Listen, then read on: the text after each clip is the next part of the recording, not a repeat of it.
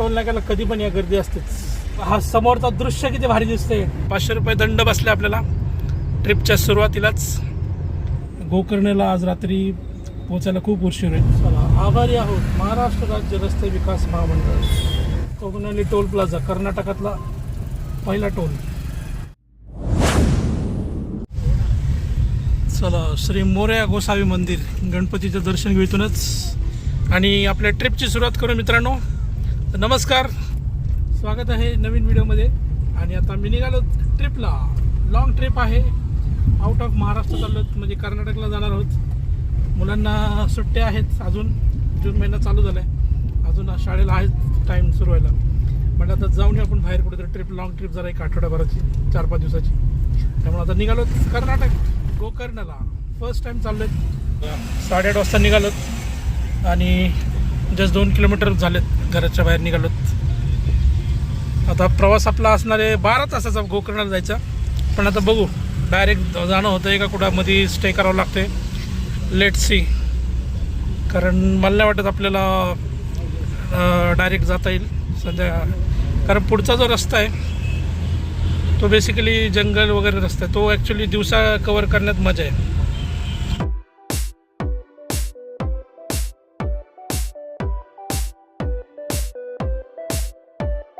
समोर आहे कात्रजचा बोगदा, कात्रज टनल. आता आपण टनल मध्ये जात आहोत.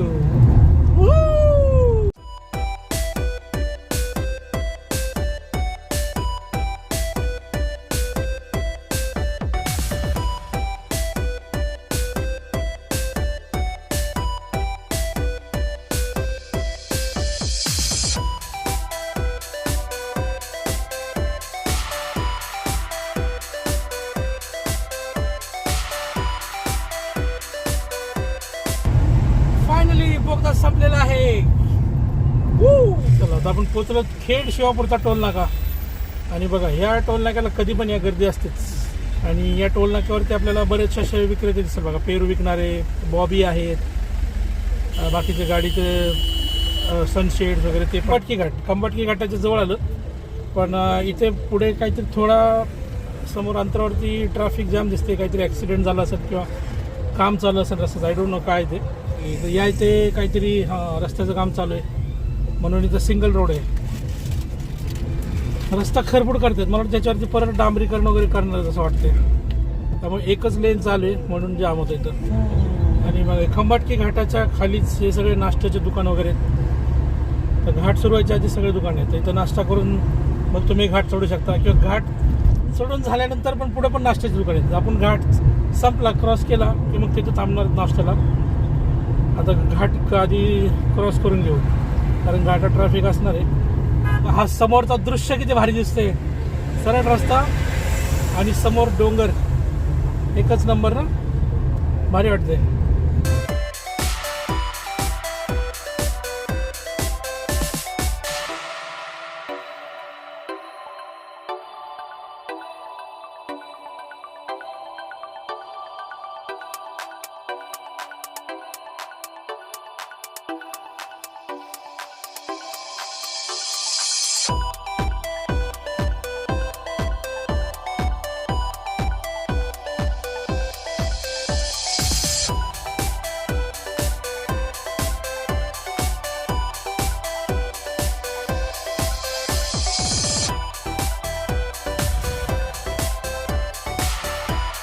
चला, आता घाट क्रॉस करून आपण आता इथे थांबलो नाश्त्यासाठी. आता वाजलेत किती, 10:30 वाजलेत. तर जरासा नाश्ता करून घेऊ. तर घाट संपल्या तिथे सगळे हॉटेल्स वगैरे लागतात, तिथे थांबलोत. हॉटेल आनंद प्युअर व्हेज. मी तर मिसळ मागवली माझ्यासाठी. आता यांच्यासाठी डोसा, उत्तप्पा वगैरे मागवला, तर ते येतील 5 मिनटात. चला, आता मित्रांनो आपला नाश्ता झाला इथं. आणि आता निघूया पुढच्या प्रवासाला, आपला कंटिन्यू करू. आता आपण एक काम करू, मध्ये कोल्हापूर लागतेच आपल्याला. तर कोल्हापूरला जाऊन देवीचं दर्शन करू, महालक्ष्मी देवीचं दर्शन करून आणि मग पुढे जाऊ. तर आज तर मला नाही वाटत गोकर्णाला आपल्याला जाता येईल, मध्ये कुठे तर थांबू. आधी दर्शन करू मग देवीचं. तिथं मला वाटतं 1 तासभर तरी जाईल कदाचित. दर्शन वगैरे करू, बघू. आता इथनं लोकेशन टाकू कोल्हापूरच्या महालक्ष्मी देवीचं.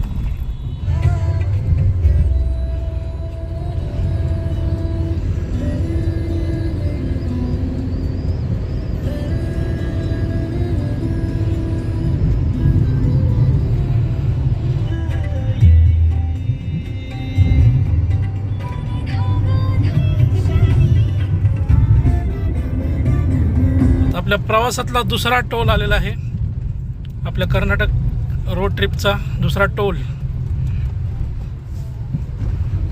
हा आहे आनेवाडी टोल नाका.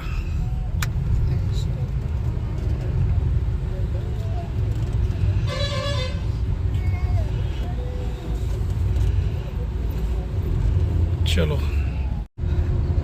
All right.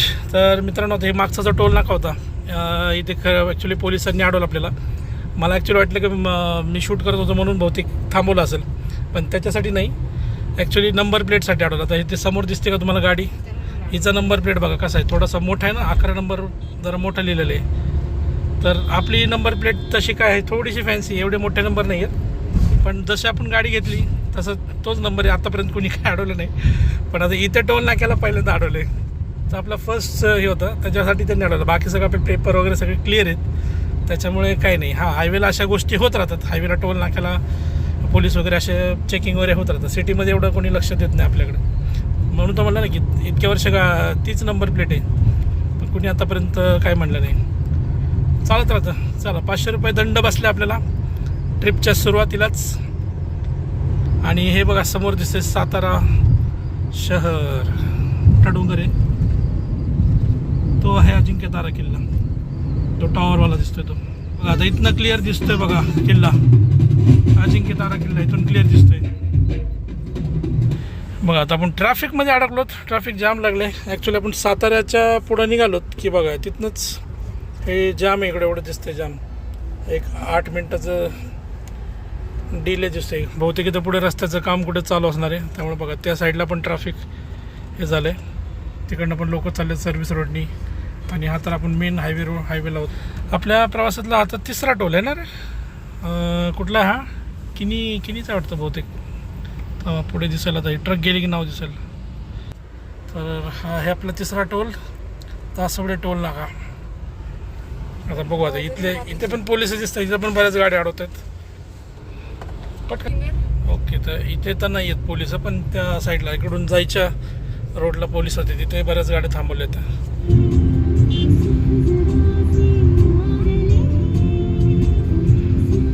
आता कराडच्या इथं जाम इकडे त्या साईडला बघा, लाल दिसते.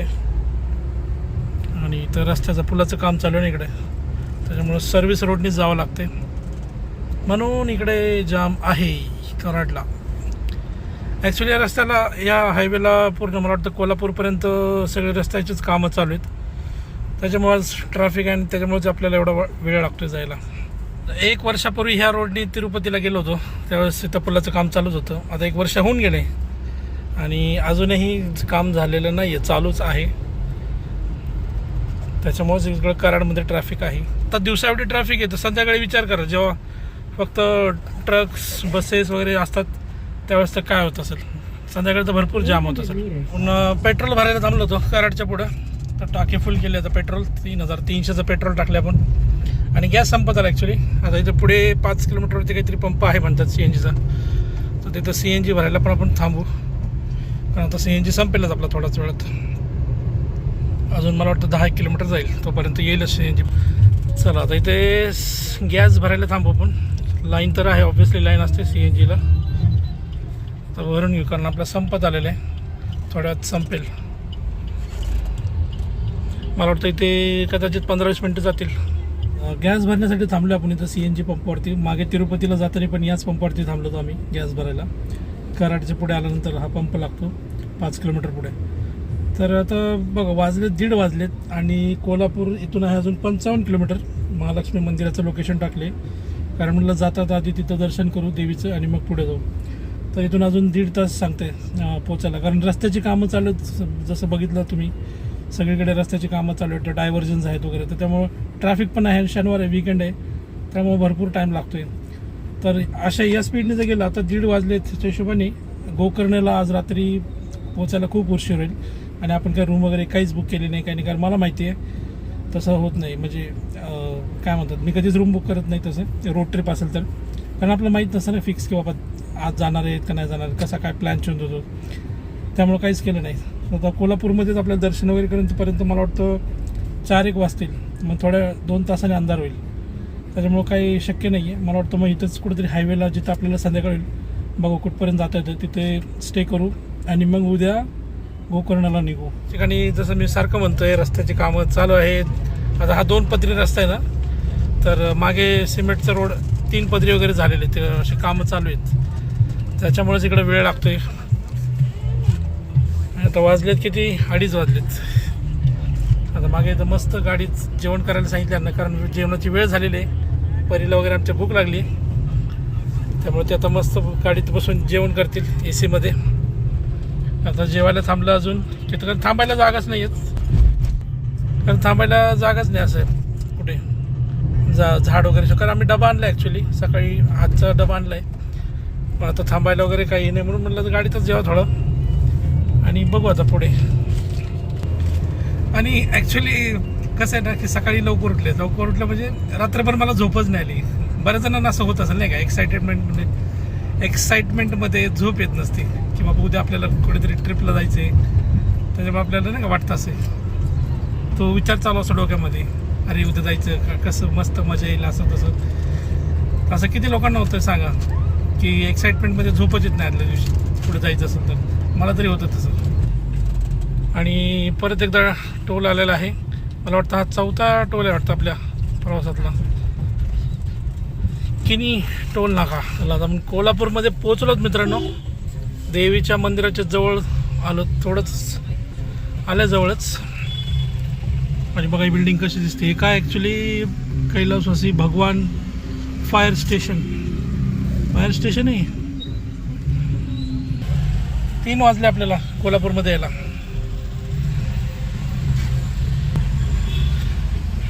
श्री शहाजी तरुण मंडळ.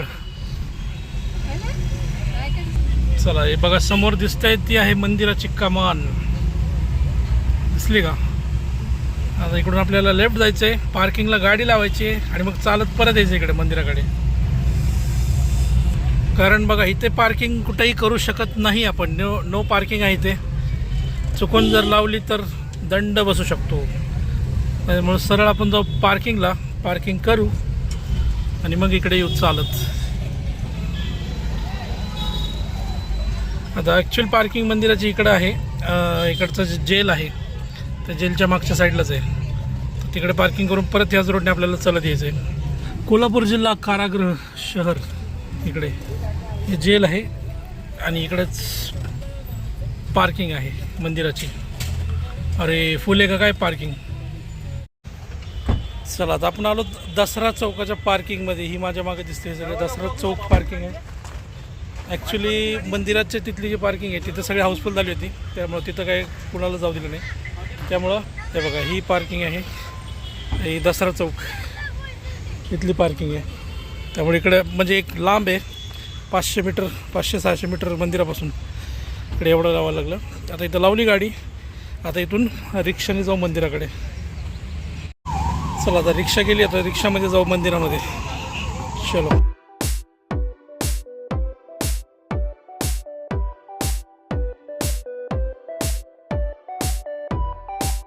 चला आता आपण आलोच फायनली मंदिरामध्ये. रिक्षाने आलो आणि रिक्षाने बरोबर इथंच उतरवलं मंदिराच्या इथंच. आता जाऊया मंदिरामध्ये. चला आणि ही आहे कमान. बघा याच्यात पण वाजलेत किती ते पण नाही, घड्याळ बंद दिसते. आणि आहे मेन राजाराम हायस्कूल व कनिष्ठ महाविद्यालय इकडे.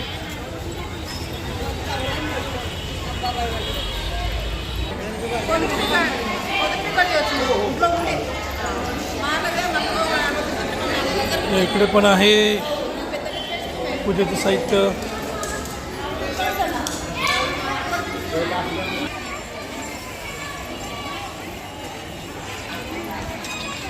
आज तर भयानक गर्दी दिसते बहुतेक. हो इथूनच लाईन सिस्टम केली आहे बहुतेक. इथं नाही लाईन सिस्टम नाही, हे मांडव केला आहे फक्त उन्हामुळे. ओके हां हे सगळं मांडव केलं ॲक्च्युली. आणि बघा इकडनं गर्दी, आता इथनं लाईन आहे. ठीक आहे बघू लाईनमध्ये थांबू, काय जाईल तास 1.5 तास. आता आपण चप्पल वगैरे ठेवतो चप्पल स्टँडवरती. चप्पल स्टँड इथं आणि हे बघा इथे चप्पल स्टँड आहे आणि ॲक्च्युली इकडे पण होते चप्पल स्टँड आधी, पण इथं बरेच दुकानं तोडलेले दिसते इथले सगळे. माझे अतिक्रमणवाल्यांनी इथं तोडलेत.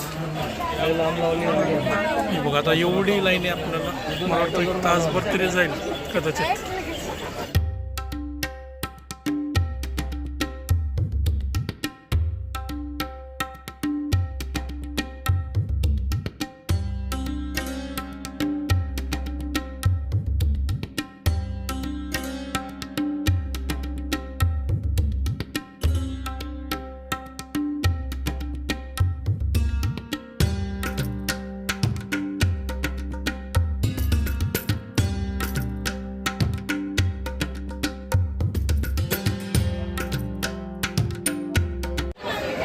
चला आता आपलं दर्शन तर झालं मित्रांनो मस्तपैकी. 1 तास लागला आपल्याला दर्शनाला, आणि पण निवांत झालं दर्शन. काय म्हणतात, जास्त काही गडबड नव्हती, मस्त मन मोकळेपणाने दर्शन झालं, व्यवस्थित देवीला बघता आलं. भरपूर वेळ असं हे दर्शन झालं. तुम्हाला आता आतमध्ये तर शूटिंग अलाउड नाही आहे, पण इथून दाखवतो लाईव्ह दर्शन. इथलंच लाईव्ह दर्शन करून घ्या. मंदिराच्या बाहेर आलं की असे हे स्टॉल्स वगैरे, दुकान वगैरे दागिन्यांचे. इथं दर्शन झालं आपलं महालक्ष्मीचं कोल्हापूरचा, आणि आता निघालोत आपण कोल्हापूर सोडतोय. 5:30 वाजून गेलेत, आता 5:30 वाजून गेलेत, 5:45 होत आलेत. आता बघू, अजून जाऊ पुढं, अजून अंधार तर झालं नाही, अजून बघू 7, 7:30, 8पर्यंत बघू कुठपर्यंत जातोय. त्या हिशोबाने तिथंच रूम वगैरे बघू कदाचित, आणि मग तिथं स्टे करू, आणि मग पुढची जर्नी मग उद्या सकाळी कंटिन्यू करू. आता बघूया पुढची काय हालत आहे. आता इथनं आत्ता जर बघितलं तर गोकर्ण आहे 320 किलोमीटर, तर इथून 7.5 तास अजून सांगते पोचायला, कारण पुढे रस्त्याचे कामच चालू आहेत असं दिसतंय हायवेला, त्याच्यामुळे उशीर लागतोय. हां काय 1 वाजता इथं दिलंय ना, रात्री 1 वाजता. चला, आभारी आहोत महाराष्ट्र राज्य रस्ते विकास महामंडळ. आय थिंक आता इथून पुढे आता कर्नाटकची बॉर्डर सुरू होईल आता. चला आता आपण कर्नाटकच्या बॉर्डरमध्ये आय थिंक प्रवेश केलेला आता, किंवा पुढे असेल अजून. चेकपोस्ट असतो नॉर्मली, आय थिंक पुढे आहे. चला आता कर्नाटक राज्यात प्रवेश केल्यानंतर आपला पहिला टोल लागला आता, हा कोकणाली टोल प्लाझा, कर्नाटकातला पहिला टोल. तर फायनली आज आपण कर्नाटकमध्ये एंट्री घेतलेली आहे. Welcome to Karnataka.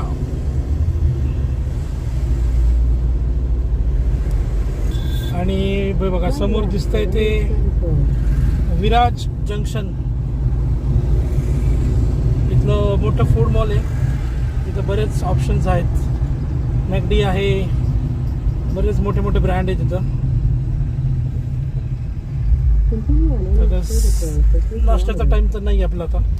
McDonald's, अजवान dates, ice creams,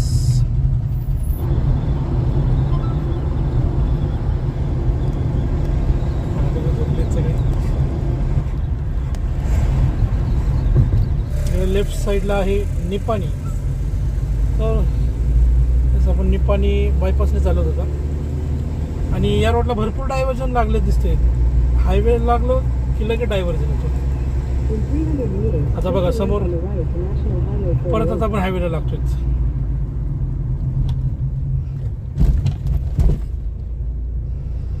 सगळीकडे रस्त्याची कामं चालू आहेत या रोडला. ह्या हायवेला मला वाटतं बेळगाव किंवा त्याच्या पुढे पण असेल काम सगळीकडे. हे बघा आता परत हायवेला लागलो, आता पुढे जाऊन काय अंतराने परत डायव्हर्जन येईल. मग असंच होतं, झिगझॅग चालू आहे. बरं बघा JCB वरती 4-5 JCB आहेत, डोंगर पोखरायचं काम करतायत. किती डोंगर पोखरला आहे, इथपर्यंत डोंगर होता म्हणावं लागेल, आणि पार मागेपर्यंत नेला आहे डोंगर हे करत फोडत.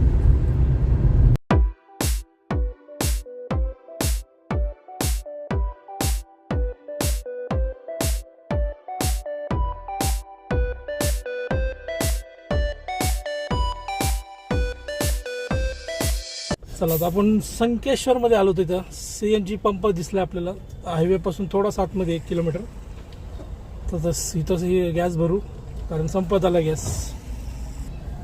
कारण आपला गॅस संपत आला, त्याच्यामुळं इथं गॅस भरू आणि मग पुढे निघू. आय थिंक आता मला वाटतं 1 तासात आपण बेळगावला जाऊ शकतो. तर बघू, बेळगावला जाऊन मग तिथं रूम बघूया असं घरचे पण म्हणत आहेत. Let's see. नाही तर माझा विचार होता की इथंच बघावं, कारण आता किती वाजले, 7:30 वाजलेत. बघा रात्रीचं फक्त ट्रकचं राज्य असतं, ट्रकवाल्यांचं. आपल्याला जायला जागाच नाही.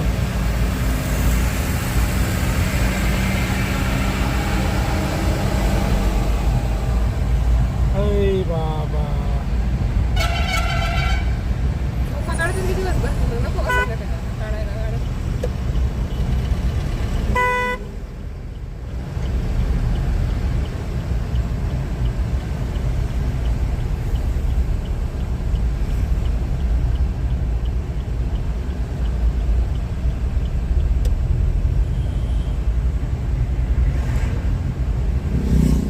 इकडनं काढावं तर इकडं दुसरा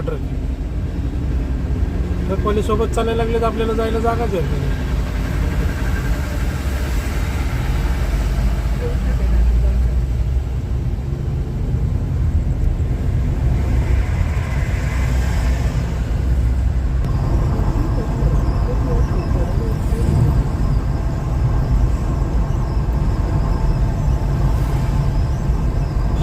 चला मित्रांनो, आपण आहोत बेळगावमध्ये आणि बेळगाव फेमस आहे कुंद्यासाठी. तर इथं बघा स्वीटचे दुकान आहेत भरपूर. तर सकाळी बघू आता इथून कुंदा घेऊन जाऊ आपण इथून कुठून तरी. आणि आता जेवायला आलोत इथे. बघूया आता, हे दिसतंय द शेफ, द चीफ पै.